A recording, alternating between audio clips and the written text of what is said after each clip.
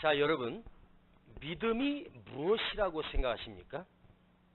우리가 믿음, 때로는 오직 믿음 이렇게 말하죠. 근데 그 믿음이 뭔지도 모르면서 우리는 믿는다고 하고 믿음이라고 하고 그냥 무조건 믿는다 그래. 자, 여러분이 막연하게 믿는 믿음이라면 그 믿음은 언제나 막연할 수밖에 없는 거예요. 선명한 믿음일 때만 그게 선명한 믿음이 되는 거예요. 시험 공부를 열심히 했는데 문제가 나왔는데 3번 답하고 4번 답이 이게 혼동이 되는 거예요. 이거 같기도 하고 이거 같기도 하고 아주 혼동되는 문제들이 그 한 문제를 풀면서 가끔 그런 문제들이 종종 있잖아요. 그게 왜 그럴까요? 내가 이 공부를 하긴 했는데 이 부분을 분명히 내가 공부했어요. 그런데 지금 헷갈려요. 왜 그럴까요? 선명하지 않는 거예요. 딱 하고 찍히는 건 정답인데 애매하단 말이에요. 그게 바로 애매하게 해서 그래요. 믿음도 애매한 믿음, 애매한 신앙은 평생 애매한 신앙으로 살 수밖에 없어요. 이 바른 믿음을 알지 못하면 우리는 평생 바른 믿음의 사람이 될 수가 없어요. 이걸 알아야만 우리가 신앙생활할 때 바르게 믿을 수 있단 말이에요. 자, 성경을 보면 주님이 어떤 사람들을 만나서 이렇게 말씀하셔요. 이 믿음이 적은 자들아, 이 믿음이 적은 자들아, 이렇게 말씀하십니다. 로마서 14장을 보면 믿음이 연약한 자는 이런 말이 나와요. 그런데 골로새서 2장 5절을 보면 믿음이 견고한 자구나. 믿음이 연약한 자, 믿음이 견고한 자, 흔들리지 않는 자. 또 우리 주님이 너는 참으로 거짓 없는 믿음이구나. 믿음이 신실한 믿음이라는 거예요. 그런데 어떤 사람에게는 너의 믿음이 파산되었구나. 너의 믿음이 깨져버렸구나. 파산되어버린 믿음이 있어요. 또 내 믿음이 죽었다. 죽은 믿음. 야고보 사도가 야고보서에서 그는 죽은 믿음이니 믿음은 믿음이었는데 예전에는 살아있는 믿음이었는데 지금 와서 보니까 내 믿음이 죽은 믿음이란 말이에요. 또 구원에 이르는 믿음. 자, 믿음으로 구원받는다고 했죠. 그 믿음으로 말미암아 내가 구원에 이르는 믿음. 이건 중요한 거예요. 여러분이 교회를 평생을 출입한다고 해도 구원과 아무 상관없이 예수를 믿고 내가 구원받아 새 생명을 얻는 것, 이 핵심을 놓쳐버리는 거예요. 그러니까 인생을 살면서 가끔 목사님 교양적인 설교도 하시고 또 설교 듣다 보니까 구수하고 재미도 있어요. 양식을 쌓으러 또 교양을 얻으러 교회를 다니는 게 아니란 말이에요. 믿음으로 말미암아 구원받기 위해서 말씀을 듣고 내가 신앙생활하는 거예요. 그래서 여러분, 믿음은 장난하는 게 아니에요. 그래서 오늘 우리의 믿음이 살아있는 믿음, 구원에 이르는 믿음, 생명을 살리는 믿음. 때로는 그 믿음을 통해서 내 믿음이 크도다, 내 믿음대로 될지어다. 그래서 그 믿음이 내 병을 치료하고 그 믿음을 통해서 기적이 일어나고 능력을 행하는 믿음이 있단 말이에요. 여러분, 믿음이라는 단어는 어쩌면 추상적인 단어예요. 그런데 이 추상적인 단어다 보니까 내 현실과 동떨어져 있습니다. 그냥 공허한 메아리일 뿐이에요. 자, 우리가 설교를 들었습니다. 소위 설교를 듣고 나서 많은 사람들이 목사님 오늘 은혜 많이 받았어요. 이게 무슨 의미예요? 이걸 구체적으로 생각해 봅시다. 어떤 의미입니까? 내가 오늘 은혜 많이 받았습니다.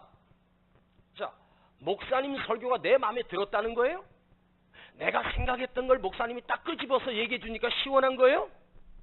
아유, 오늘 목사님 설교를 들으니까 내 속이 다 시원하네요.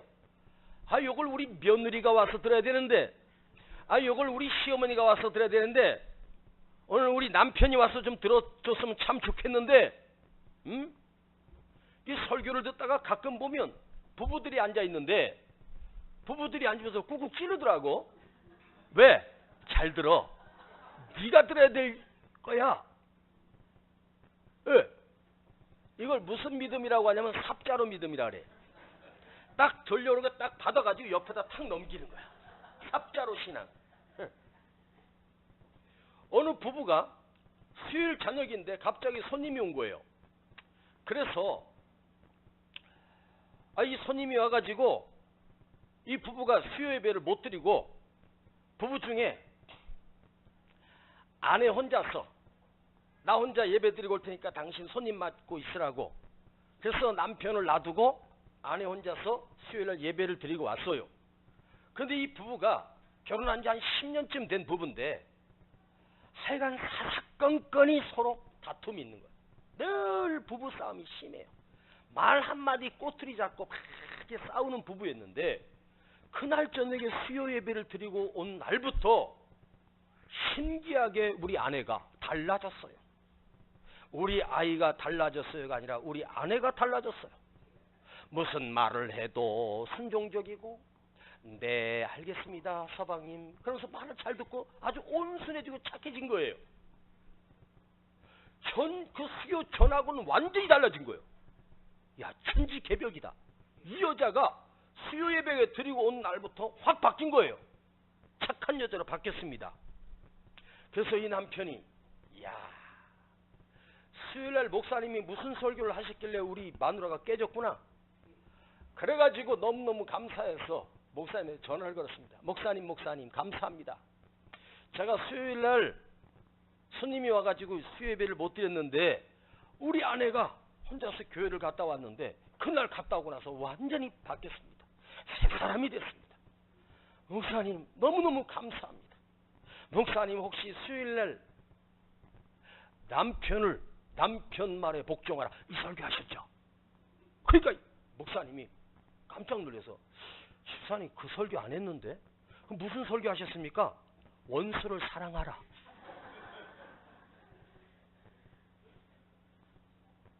왼수를 사랑하라.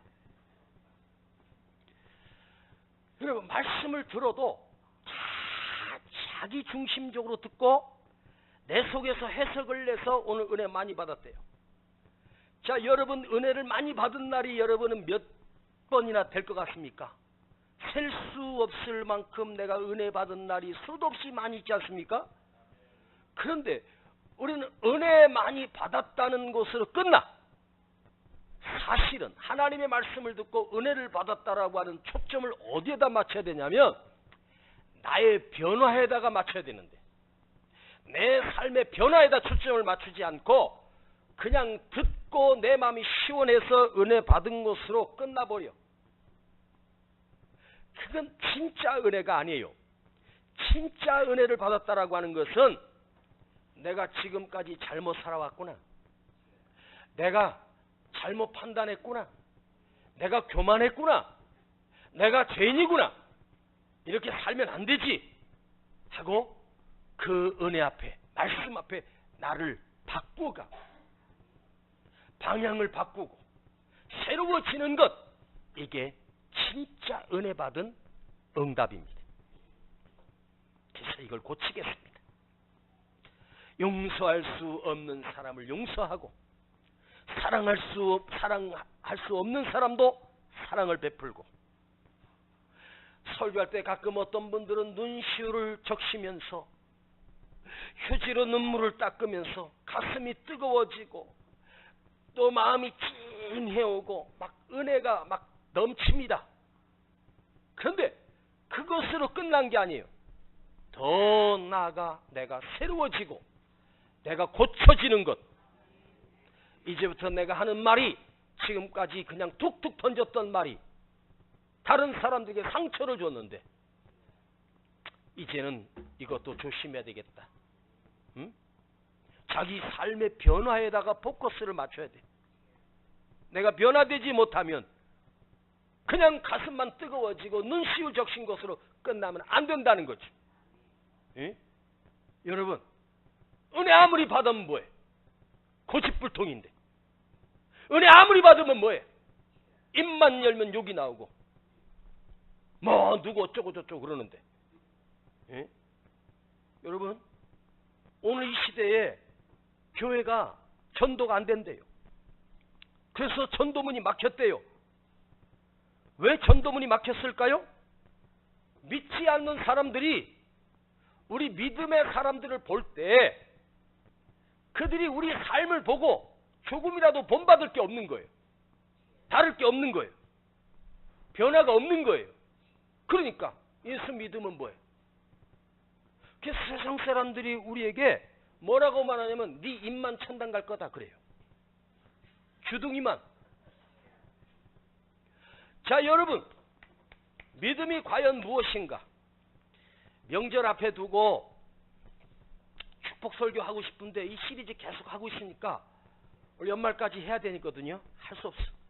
여러분들이 배우고 생각한다고 해서 막 뭐 그 설교를 들으니까 막 그 은혜가 되고 뭐 이런 거보다 하나라도 우리가 변화되고 하나라도 고쳐질 때, 야, 2017년을 내가 바르게 살았구나, 이거 아니겠어요? 자, 여러분, 구체적으로 들어가겠습니다. 믿음은 뭐냐? 믿음은 순종입니다. 따라합시다. 믿음은 순종이다. 만일 그대가 믿는다고 하면서 순종하지 않는다면, 순종이 없다면 그 믿음은 파산된 믿음이고 죽은 믿음이고 거짓된 믿음입니다. 자, 내 말을 믿는다면, 내 말을 믿는다라고 하는 말은 그 사람이 나를 믿는다는 말이에요. 그 사람을 믿기 때문에 그가 하는 말을 믿는 거예요. 내 말을 믿지 못한다는 말은 내 말을 믿지 못한다는 게 아니라 나를 믿을 수 없다는 거예요. 자, 어떤 말을 했느냐보다 더 중요한 것은 그 사람이 가지고 있는, 평상시에 가지고 있는 정직성, 진실성에서 그 말이 믿어지고 믿을 수 없는 말이에요. 자, 평상시에 그가 거짓말하고 사기치면서 다녔던 사람이에요. 그래서 그 사람을 가리켜 사기꾼이래요. 근데 그 사람이 갑자기 진실된 말을 하네? 맞는 말을 해. 그래도 지가 말만 뻔지르게 할 뿐이지 또 무슨 사기치려고. 겉으로는 그 말을 알았어 하지만 속으로는 거짓말하고 있네. 사기치려고 그러지. 지금 내가 아무리 진실한 말을 한다 해도 지금까지 내 삶이 거짓으로 위장되고 평상시에 늘 속여먹고 사기치는 사람이었다면 그가 무슨 말을 해도 믿지 않습니다. 믿을 수가 없어요. 자, 하나님이 아브라함에게 모리아 산에서 그 하나밖에 없는 이삭을 번제로 바치라는 거예요. 자, 여러분, 모리아 산에 지금 아브라함이 그 이삭을 묶어놓고 칼로 내리치려고 합니다. 그런데 그날 있었던 그 사건은 그날만의 사건이 아니에요. 그날만으로 이루어진 역사가 아니에요. 지금까지 수십 년 동안 하나님의 말씀을 쫓아 살았던 아브라함이 하나님과 동행하며 하나님으로부터 말씀과 약속을 듣고 그 말씀을 따라갔던 그 아브라함이 내가 믿는 그 하나님은 신실하신 하나님이고 하나님의 말씀은 언제나 변함이 없으시고 성취하시고 이루시고 오늘 와서 말도 안 되는 요구예요. 이삭을 번제로 바치라고 하는 것은. 근데 이걸 순종할 수 있다는 말은 지금까지 수십 년 동안 내가 만났던 하나님을 믿었기 때문에 오늘 모리아 산에서 이 순종이 이루어질 수 있었던 거예요. 여러분, 아브라함의 믿음은 뭐냐? 하나님의 말씀을 믿는 것도 믿는 것이지만 그 말씀하시는 하나님을 믿었기 때문에 어떤 말씀이라도 신실하게 순종할 수 있었어요.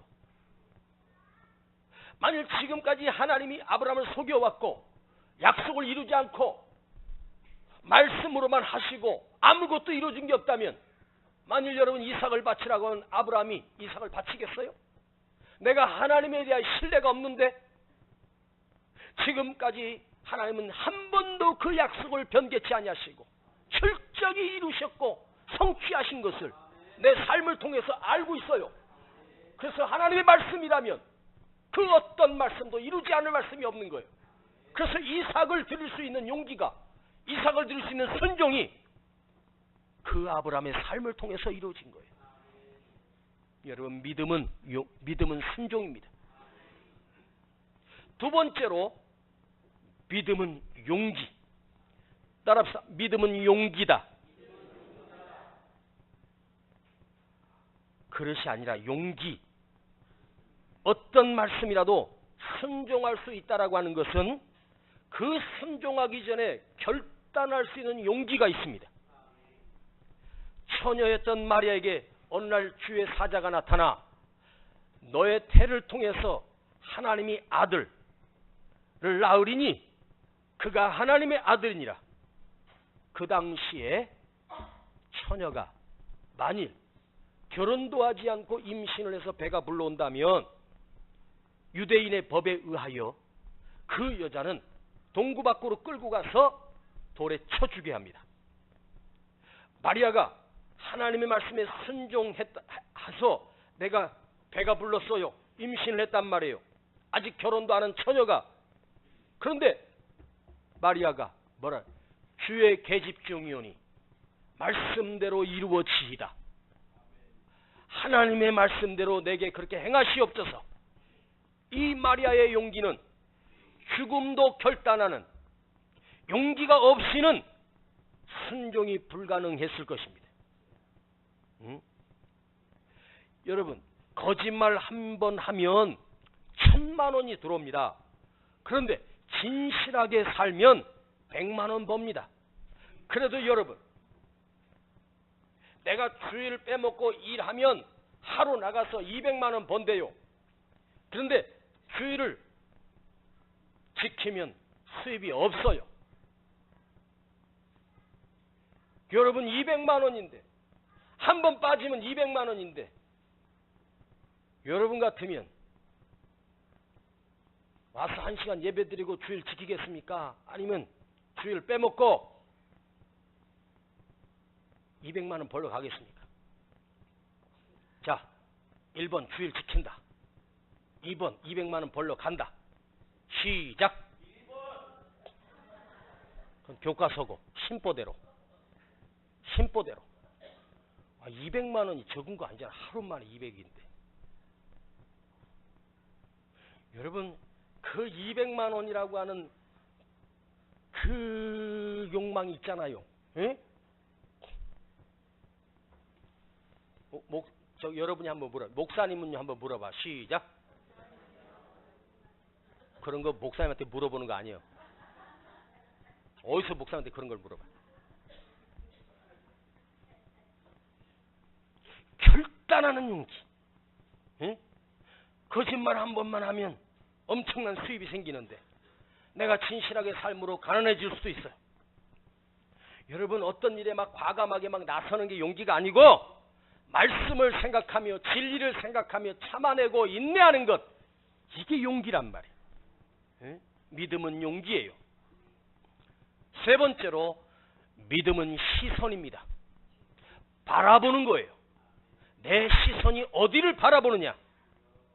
말씀대로 순종하여 결단하는 용기는, 그 용기를 지닌 믿음은 언제나 그 시선을 주님을 향하여 고정시킵니다. 자, 하나님이 쓰셨던 사람들 보세요. 공통점이 있어요. 하나님 앞에 쓰임받은 사람들은 반드시 하나님은 그 사람을 광야로 불러내셔 사용하셨습니다. 광야로 이끄셨습니다. 자, 모세를 하나님이 쓰시려고 모세를 어디로? 미디안 광야에서 40년을 목동으로 살게 하셔요. 사도 바울이 다메섹에서 변화됐지만 바로 쓰시지 않아요. 아라비아 광야로 보내서 3년을 거기서 아무것도 없는 곳에서 훈련시키셔요. 그것도 모자라서 길리기아 다소 고향에 보내서 16년을 칩과하게 해요. 아니 13년. 여러분, 다윗을 하나님이 쓰시려고 도망자로 만들어서 광야에서 무려 10년을 다윗을 뱅뱅뱅뱅 돌려요. 여러분, 하나님께서 이스라엘 백성을 자기 백성으로 삼으시기 전에 애굽에서 꺼내내서 광야를 몇 년, 그 광야를 40년을 통과하게 해요. 40년을 통과한 백성만이 가나안 땅이 주어지는 거죠. 주님도 이 땅에 오셔서 사역하시기 전에 40일을 광야에서 금식하십니다. 하나님 앞에 쓰임받은 모든 사람은 광야를 통과해요. 왜 광야를 통과할까요? 고생시키려고? 연단시키려고? 물론 맞을 수 있어요. 여러분, 광야는 놀라운 비밀이 숨겨 있습니다. 사람이 광야를 들어가잖아요. 그야말로 태양과 모래, 풀 한 폭이 없는, 아무것도 없는 광야에 버려지면 아무것도 없기 때문에, 아무것도 보여지는 것이 없기 때문에 그 광야를 가면 시선이 저절로 하나님을 향하게 돼 있어요. 이 광야의 매력이에요. 그래서 아무것도 없는 곳이니까, 우리가 이 세상에 사니까 보여지는 것 많고 재미거리 많고 흥거리가 많으니까 하나님 보기가 힘든데, 광야를 가면 저절로 눈을 들어 위를 보게 돼 있어요. 보세요. 야곱이가 형을 속이고 집에서 쫓겨나 하란 땅으로 갑니다. 그때 처음으로 집을 떠나, 그때 야곱이가 우리 나이로 몇 살이었는 줄 아세요? 70이었습니다. 그 당시에 70은 청년입니다. 야곱이가 여러분 140년을 살았으니까요. 그러니까 중년 때 처음으로 70년 동안 엄마 품에서 엄마 치맛자락 받고 살다가 처음으로 광야로 나와요. 그때 돌을 베게 하고 누웠을 때 그 광야에서 야곱은 처음으로 전능하신 하나님을 만나요. 하늘과 땅 사이에 사닥다리가 내려오고 천사들이 오르락내리락하는 환상을 보고 여호와의 말씀을 듣게 돼요. 네가 어디로 가든지 내가 너와 함께 할 것이며, 이 하나님의 음성을 듣고 야곱이가 자다가 일어나 무릎을 꿇고 그 베개하에 있던 돌을 세우고 어머니가 준 비상금 기름을 거기다 붓고, 여기가 여호와의 절입니다. 그게 베델이 돼요. 나중에 야곱이가 위기가 왔을 때 하나님께 물어요. 어디로 갈까요? 베델로 올라가라. 네가 처음 나 만난 곳도, 처음 단을 쌓았던 곳 베델. 여러분, 그 광야에 가니까 하나님이 보여지는 거예요. 하나님의 음성이 들려지는 거예요. 그래서 시선을 하나님께 맞추는 거예요. 보세요. 인간이 내 방법이 사라지고 나를 도울 자 아무도 없고 그야말로 인생의 삶의 광야를 만나면 저절로 나도 모르게 주여 불러요.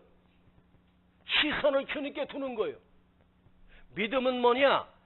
내 시선을 언제나 주님을 향하는 거예요. 하나님만 바라보는 거예요. 여러분, 집에서 혹시 애완용 강아지를 키워보십니까? 주인이 집에 딱 들어가서 뭘 맛있는 거나 소세지나 그 개들 간식거리 같은 거 이렇게 뜯고 있잖아요. 개가 어떻게 합니까? 딱 사갖고 분명히 이럴 거예요. 그 조그만 강아지가 주인만 바라봐.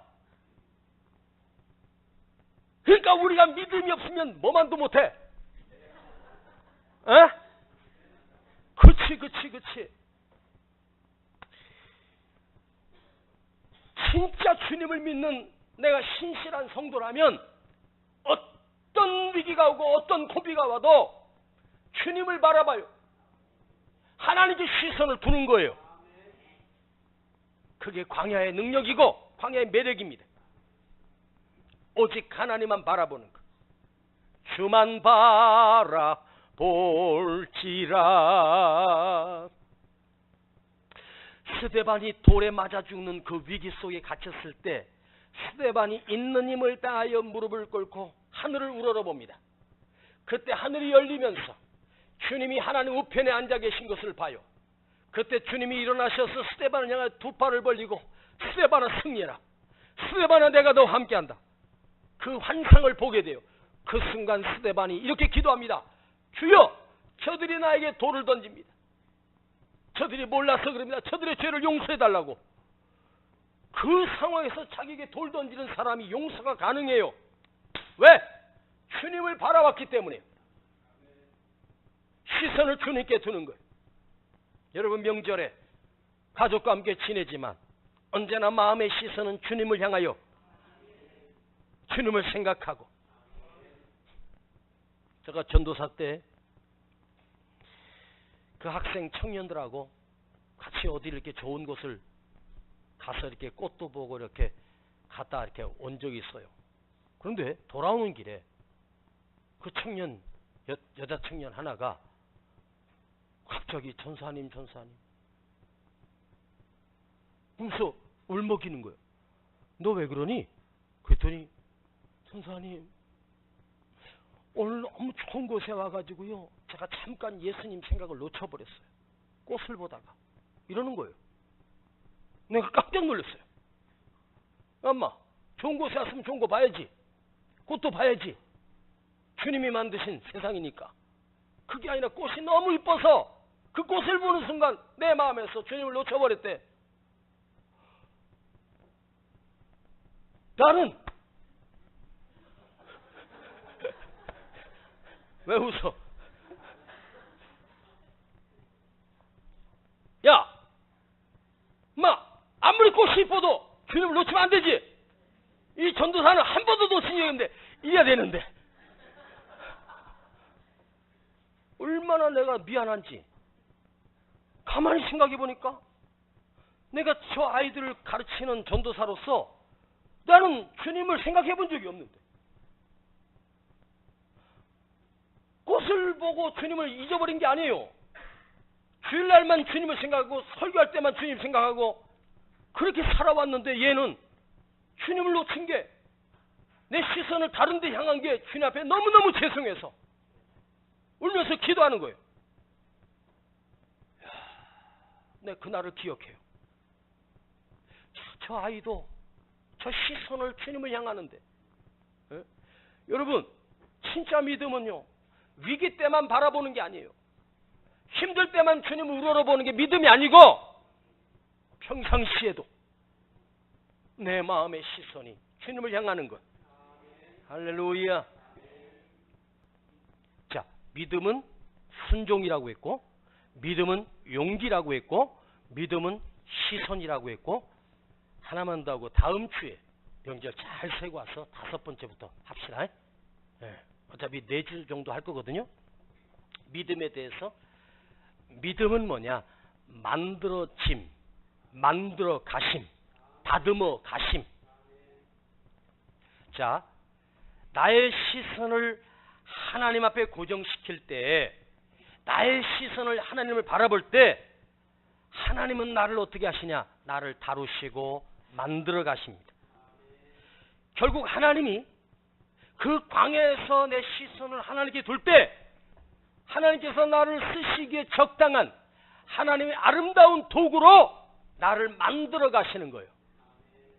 그러니까 고비가 오고 아픔이 오고 신앙생활하다가 힘든 일이 오면 아, 하나님께서 내 믿음을 만들어 가시는구나. 그래서 견고하게 흔들리지 않게 내 믿음을 세우시기 위해서 이 고비를 주시는구나. 여러분, 우리는요, 내가 하나님을 조종하는 사람이 아니에요. 그런데 나도 모르게 하나님께 요구를 하고 이렇게 해달라 저렇게 해달라. 예? 여러분, 하나님을 우리가 조종하는 게 아니라 내가 원하는 하나님이 하나님 됐으면 좋겠지만 그게 아니라 하나님이 원하시는 사람으로 주님이 원하시는 나로 내가 새로워지고 변화되는 거예요. 그래서 믿음에 들어서면 신앙생활이 힘들어져요. 때로는 안 듣고 싶은 말도 들어요. 에? 그것 때문에 상처를 받지 마. 하나님이 나를 다듬어가는 거예요. 그렇게 불순종했던 요나가 하나님께서 풍랑을 보내서 거기서 그 많은 배 가운데서 저 밑에 잠들어 있는 요나를 깨워 제비를 뽑아요. 한 번 뽑았는데 요나가 또 걸리네. 다시 했는데 또 요나가 걸려. 그때 요나가 뭐라 그래? 나를 들어 바다에 던지라. 하나님께서 요나를 거기서 깨워서 바다에 던져요. 끝난 게 아니에요. 하나님께서 물고기를 준비해 두셨어요. 그 큰 물고기가 요나를 삼키죠. 여러분, 삼키움을 받으면 그 고기는요 씹어서 먹는 게 아니에요. 단체로 삼켜요. 그러면요 윗속에 들어가면 산화작용이 엄청난 산화물이 나와서 어떤 물고기고 어떤 것이라도 그야말로 그 안에서 그냥 삭혀져 버려. 그런데 요나가 그 물고기 뱃속에 들어갔는데 삭혀지질 않아. 삼키워졌으나 소화되지 못하게 하나님이 지키시고 그 뱃속에다가 공기를 집어넣어 산소를 집어넣어 비록 힘들지만 요나를 무려 3일 동안이나 그 물고기 뱃속에서 살아 숨쉬게 하시는 거예요. 와, 왜요? 하나님이 니느웨를 변화시키려고 요나를 훈련하시는 거예요. 다듬으시는 거예요.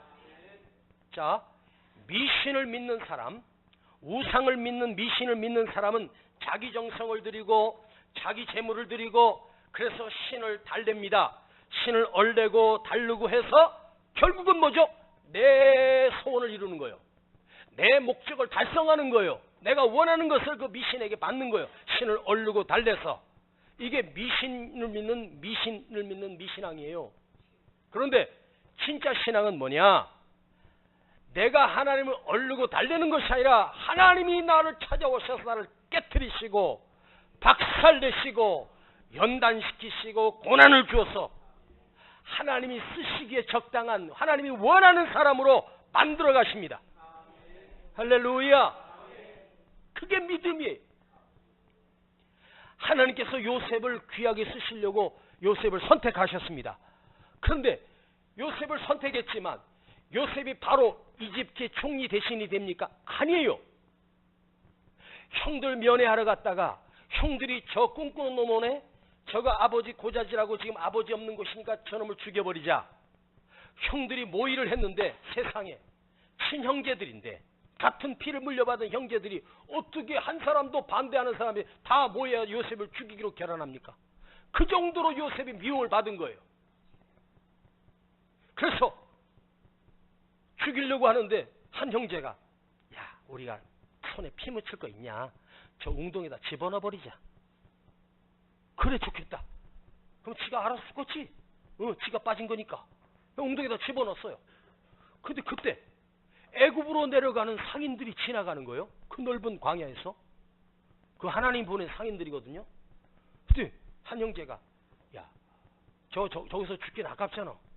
저거 팔면 그래도 우리가 돈이라도 챙길 수 있지 않냐. 그래가지고 끄집어내가지고 그 장사꾼들에게 팔아요. 그게 팔려가서 이집트에 들어가 그 노예 상들에게 팔렸는데 하필이면 또 그 애굽의 황제를 시위하는 바로 왕을 시위하는 시위대장 보디발이 지나가다가 요셉을 사요. 자, 여러분 요셉이 하루아침에 이집트의 총리 대신이 된 게 아니에요. 그 집에 들어가 무려 10년을 노예 생활해요. 10년을 노예 생활해요. 그 노예 생활할 때 성경은 뭐라 그래요? 얼마나 지혜로운지 주인이 요셉에게 가정의 모든 살림을 맡겨요. 총무로 세워요. 그 집에 노예가 얼마나 많았겠습니까? 거기서 뭘 배웠을까요? 그 가정 살림을 배우면서 경영을 배우죠. 관리를 배우죠. 삶으로. 책임자가 됐으니까. 그거 졸업하니까 이제는 누명을 씌워가지고 감옥에 보내. 감옥에 보니까 정치 감옥이라 왕에게 잘못해가지고 역적 몰린 죄인들이 그 신하들이 내려오는 거예요. 거기서 3년을 하나님이 훈련시켜요. 거기서 그 신하들을 그들을 섬기면서 정치를 배워. 그리고 결국은 떡 맡은 관원이 올라가 왕이 꿈을 해석하는 거예요. 그때서 기억나는 거예요. 까마득하게 잊어버렸던 요셉을 내 꿈을 해석해줘서 내가 다시 복직이 됐는데, 뭐 목사님 다 아는 얘기를 또 하냐고? 원래 다 아는 얘기 또 들으면 재밌다. 자 봐요. 10년 노예 생활, 3년 정치 과목. 뭘 배워요? 관리와 정치를 배운 거예요. 에?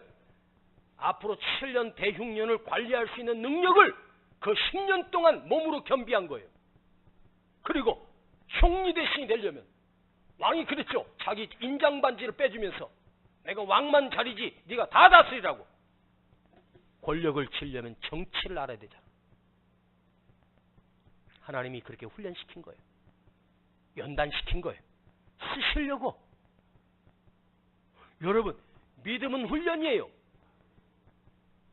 예수 믿으면서 고비도 찾아오고 어려움도 찾아오고 그때마다 팍팍 넘어지고 무너지지 말고 이렇게 믿어요. 하나님이 나를 단련시키시는구나. 단련시키시는구나. 그래서 마음을 넓히고 생각을 넓혀야 돼. 밴댕이 알아? 밴댕이? 에? 여러분, 명절에 가족 만나가지고 싸움질하지 마세요. 무슨 말 때문에 다투고 너 잘났다 나다 희한해. 매년 명절 때마다 형제들끼리 싸워가지고 뭐 칼부림 나오고 뭐 무슨 뉴스가 또 나올 거야. 제발 우리 믿는 사람은 여유. 안 믿는 형제가 언니 그 예수 믿어갖고 뭐 그렇게 잘 살아? 희한하게 집안 모이면 예수 믿는 나만 지지리하게 사는 것 같아. 그렇지? 누가 웃었어 지금? 안 믿는 것들은 잘 사는 것 같고 열등의식 느끼고 갈등 느끼고. 자, 따라합시다. 나는 마음이 부자다. 넉넉함이 부자가 되길 축복합니다. 힐러도 히히 웃어, 하하 웃어, 허허허허 그러잖아. 문재인 대통령이 허허허허 이러더라고. 기도합시다. 아버지 하나님, 믿음에 대하여 오늘도 말씀을 듣게 해주셔서 감사합니다. 주여 나를 단련하시고 주님을 향하여 내 시선을 고정시키며 믿음의 용기가 있게 하시고 순종하는 믿음이기를 간절히 원합니다. 주님, 오늘 저들이 들었던 말씀을 기억하게 하시고 어떤 고비가 오고 고난이 와도 하나님이 나를 훈련시키시고 단련하심을 믿고 승리하게 하시고 이번 명절에 우리가 가슴을 넓게 갖게 하시고 생각의 폭을 넓히게 하여 주셔서 다 넉넉하게 소화시킬 수 있는 여유가 있게 하여 주시옵소서. 예수님의 이름으로 기도하옵나이다. 아멘. 오직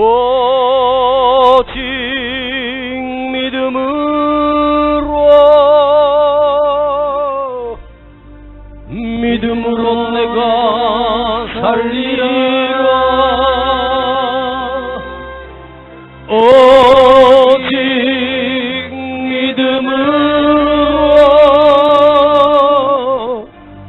믿음으로 내가 살리라. 세상 흔들리고 사람들은 변하여도 나는 주를 섬기리. 주님의 사랑은 영원히 변하지 않네. 나는 주를 신뢰해. 오직 믿음으로, 오직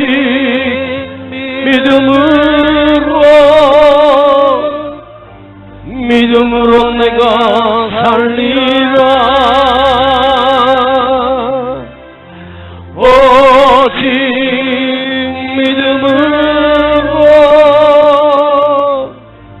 믿음으로 내가 살리라. 살리라. 오직 순종으로, 오직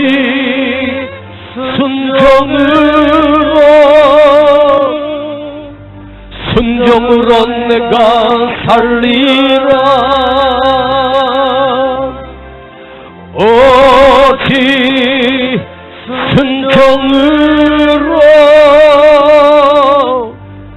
순종으로 내가 살리라. 오직 고난으로, 오직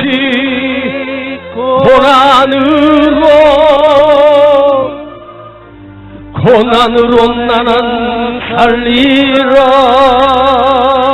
오직 말씀으로, 오직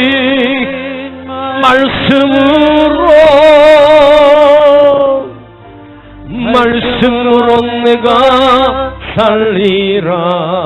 믿음 흔들리고 사람들 주를 떠나도 나는 주를 섬기리. 주님의 나라는 영원히 쇠하지 않네. 나는 주를 신뢰해. 오직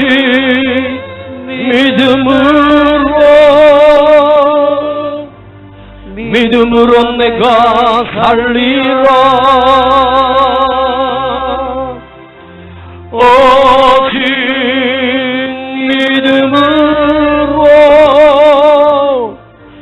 믿음으로 내가 살리라. 오직 의인은 믿음으로 말미암아 살리라. 오직 의인은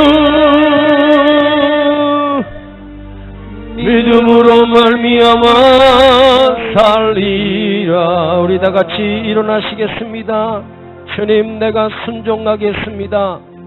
주님, 하나님의 말씀에 내가 절대적으로 순종하는 믿음을 주시옵소서. 흔들리지 않기를 원합니다. 주여 아버지, 내게 믿음의 용기를 주시옵소서. 아버지 하나님, 주님의 말씀에 결단하고 순종할 수 있는 용기가 나에게 있게 하여 주시기를 원합니다. 주여, 내가 언제나 어느 환경에서든지 주님을 바라보는 시선을 고정시키게 하여 주시옵소서. 주님만을 바라보게 하옵소서. 그 믿음으로 살게 하옵소서. 어떤 고난이 와도 하나님이 나를 만들어 가심을, 하나님 나를 연단시키심을 내가 믿게 하시고 이 고비를 이겨나가게 하여 주시옵소서. 오늘 이 네 가지를 생각하며 우리 주님 앞에 간절히 기도하겠습니다. 주여!